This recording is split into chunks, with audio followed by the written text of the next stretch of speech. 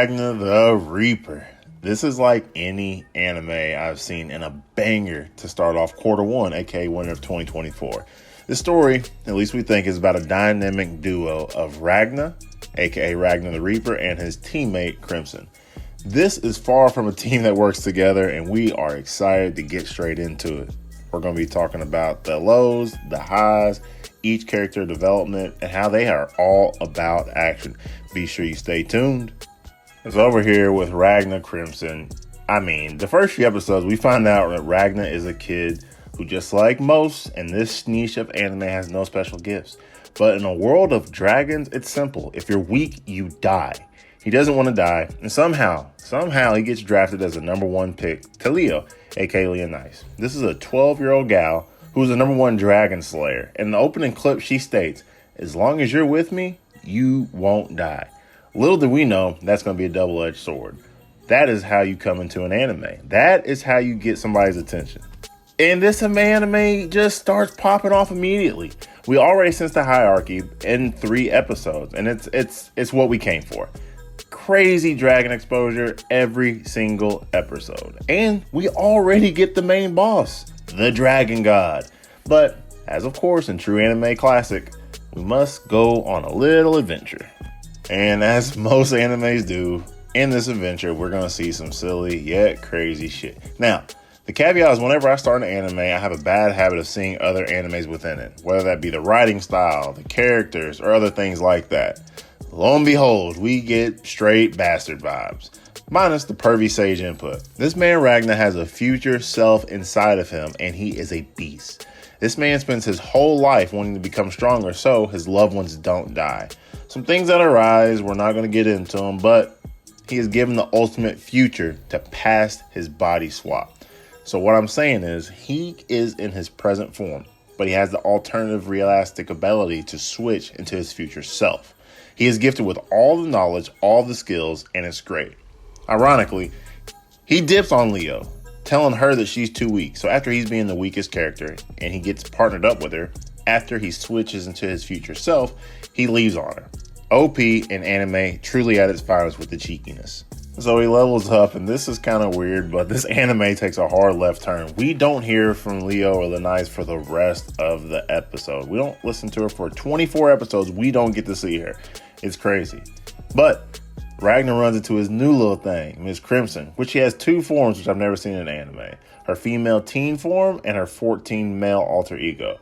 She's doing that LGBTQ plus mad justice, and she's OP. We can tell that Crimson is playing Ragnar off the jump. Once she figures out who he is, and once he figures out her past. So you gotta remember, he's in his future self, and he finds out who Crimson is from his past. Crimson is super witty, super smart, and within the first couple meetings, she makes Ragnar drink a poison. And this stays true through the whole entire series. If he tries to defy her, if he tries to defeat her, if he does not listen to her, he dies. Crimson's just too damn smart. As most animes these days, they try to do a part 1 and a part 2 series. Honestly, this shit kind of pisses me off, as you've seen in my other reviews. Understand MAPPA has an excuse because they're working crazy overtime. I can understand an anime that's been vetted for 5 years, but come on now. The part 1 was pedal to the metal, so we're definitely expecting that in part 2. And as it drops, this man Ragna has fully unlocked his Silverstein power and is going too damn hard. He gets mad. He turns different colors. He just goes Ultra Instinct. Honestly, it's quite impressive. Now, throughout the voyages of Ragna and Crimson, we come across their first arc, and that is the Ultimania arc. So Lady Ultima is a beast, and she's the second smartest girl on the show. She has also been touched with the power of the divine and yields parts of the Silverstein power. Now, it's not to the level of Ragna, but she is still very, very strong. Ragna and Crimson, funny, end up getting captured by this princess, and then this show takes off. This man Ragnar has locked his past being, so he is in complete control of his future self stuck in his young body. Imagine having all the knowledge at the age of 60, but being put into your 20-year-old body. It is gorgeous. And Crimson is right there with him. And she is a genius. Those two together, it is an epic peanut butter and jelly. But I'm not going to lie. Crimson starts to steal the show. She is entirely too clever and ends up outsmarting everyone.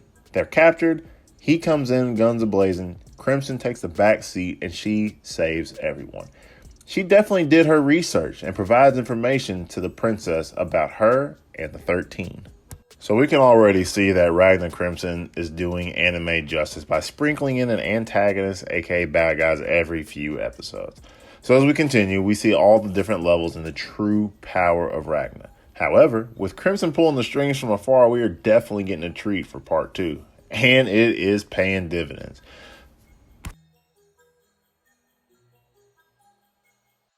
So as we stumble into part 2, or the second arc, we finally get to see the depths of this dragon army lore and so much more.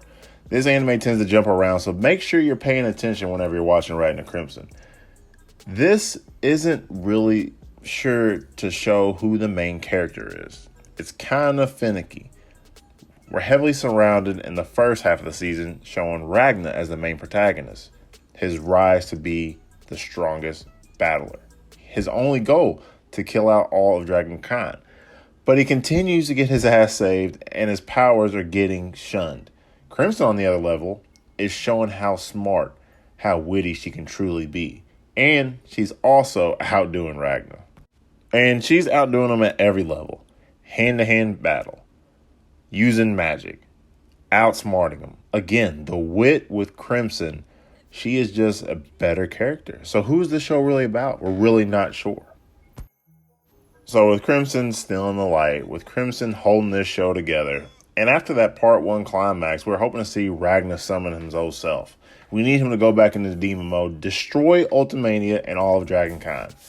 And we don't get that. So after 18 episodes, or since part 2 of the break, we start to get filler and this anime starts to slide downhill. Another thing about Ragna Crimson, with it being held up there, is it builds up each episode and it slowly lets you down. And then out of nowhere, they hit you with a left curve. And that left curve is Walter Kumai, the number 2 dragon, the one behind the Dragon King. And they start to build up this ultimate battle between him and Ragna. And oh man. I don't know about you, but I can't have too many more decapitations. I'm still getting PTSD from Eren Yeager getting his head cut off. So whenever he goes just ape shit crazy and chops off Princess's head, it hits me. It tugs in my heart. I don't know about you, but I can't have too many more decapitations. I'm still getting PTSD from Eren Yeager getting his head cut off. So whenever he goes just ape shit crazy and chops off Princess's head, it hits me. It tugs in my heart. So after another climax, after they regain our attention and get us hooked back in, it falls off. Another thing I don't understand, that if they start to nerf Ragna, if he begins to use too much of his power, he just passes out. Now we know this has an effect on his body, and since he is in his future self and his current body getting supercharged, it kind of starts turning around in circles. Now, it seems they are purely crutching on that and using that as a scapegoat. Anytime he starts to get excited, anytime he has any confrontation, he passes out. It's just over and over again. Now, we do get to see the small input from the side characters, but they can drag us along through each episode with Cheeky Banner only for so long. We also finally get to see the true divide between Ragna and Crimson. We have to remember, he is essentially enslaved to Crimson, or so we think, because she made him ingest that poison back in episode 3. On the other hand, we haven't seen Ragna's true power on display, due to him passing out. His only mission is to destroy Dragonkind. He drank the poison so Crimson would go along with him in order to kill and destroy Dragonkind. So you can see the confusion, right? Oh, and don't forget, Lady Ultima, he still got a hard on for her. So with 3 different stories going on and on, the circle continues and we slowly start to fall off this great start to an anime.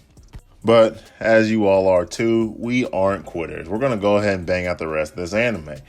You can tell that in this third arc, it's a different style of writing. The show is very good, but simultaneously we've got 3 or 4 arcs going on. And then these last 8 episodes just hit you with banger after banger after banger. So in arc 3 to 4, we get the final battle between Ragna and Walter Kumai. We actually see the final form of Mr. and Mrs. Crimson, which is crazy revealing. And we get to see that the corpse, they may be the second hardest behind them boys over at Attack on Titan. The Attack on Titan crew, as you already know, that them boys are different. In this final act, we see that the whole time Crimson thought she had a hold on Ragna. You know, the whole poison ordeal. Well, she was completely wrong. This man's drive to kill all of dragonkind is unmatched. He completely defies her and begins to beat her. Beats the hell out of her, breaks her nose, where she is forced to kill herself. As we all know, she is cursed without a heart. She is cursed with not being able to die. But he is breaking her down. The only crutch, the only trump card that she had was him ingesting that poison. Well, it doesn't work. She's like, fine, you're fighting me, you're beating me up, you're going against my will. I'm going to turn you into a zombie. I'm going to turn you into an eternal servant.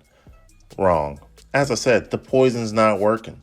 This man goes straight Undertaker style and wakes up and demands that she opens up the portal and sends him back. And guess what? He's taking the crew with him. This happens, and she has a come to Jesus meeting. She's like, you know what? I can't take him on. I've got to unlock my true power, and then we finally get the hype that we're looking for. She has to unlock her power, but she nerfs herself. When she does that, she goes back into her true form, but it's only at her 70% of her power. So, we've got the ups and downs, but we finally come to the peak. All of this is happening in a DBZ style flow. It's back and forth. Everybody's fighting. What is also very cool is, like I said, the corps get their time to shine. While everybody else is getting slaughtered, they're just putting in little jabs, shooting little guns. And as we slowly encroach on the last few episodes, we finally understand that these side characters are playing a big role in this final arc. I'm really looking forward to season 2 because the way that they ended season 1, it makes it worth it. Walter Kumai goes a step further and he unleashes hell. Another little hint, we get to see the story arc, the origin stories of him as a young kid. He's a humble, subtle brag, but I'm not going to lie. He's got some Kachan vibes going on. His humble brag is he wants to be the strongest bad guy of all time. And he continues to say that he was not meant for this earth. The reason that we get that backstory is because the day he was born, he killed his mom during her pregnancy. Everything kind of comes to a full circle when we learn his origin stories along with the Lady Ultima's origin stories. It gets deep. It gets very deep, but they pull it together very, very well. And after all the ups and downs, after all the craziness, after 24 episodes, we finally get a grand finale, and it is worth it. They do this right. The music, the animation, the violence, it's all over the place. In the final battle scene between Ragna and the number 2 dragon, we get a subtle background soundtrack of the theme song playing. And it's just gasoline on the fire, which makes it that much more intense. As the two come up to the closing battle, the number 2, Wakumi, hits him with the craziest dagger of all time. But Ragnar, being the good guy, hits him with the ultimate defense of the full counter. Afterwards, he does his normal thing by passing out because he is fully drained. Across the village, attacking another war, we get Lady Ultima versus Crimson. It is beautiful. It is amazing. Infinite Void style, okay? And we also get a little cliffhanger. I'm not going to spoil it all for you, but season 2 is going to be taken off. This dragon-based anime was a hell of a ride, and even through the ups and downs, it came around to clean it up at the very end. Very impressed with the writing, and it's a very fresh take on how you bring characters together. It is a very fresh take on anime. I mean, there's not too many dragon animes out there that are really, really good. But the only question that I have for you is, who is the number 1 dragon? Who is the Dragon King? Who is the ultimate monarch? Will Ragna and Crimson actually bury the hatchet and get back together?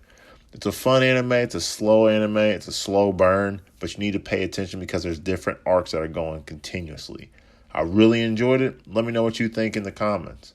Oh, and don't ever forget, Ragna is here to kill Dragonkind. He's Dragonkind K. That's the video. That's the review. Let me know what you think down below. Tell me if you've seen this and where you put this at. I know for a fact at one time, especially in the winter arc, it was a top 5 anime of 2024.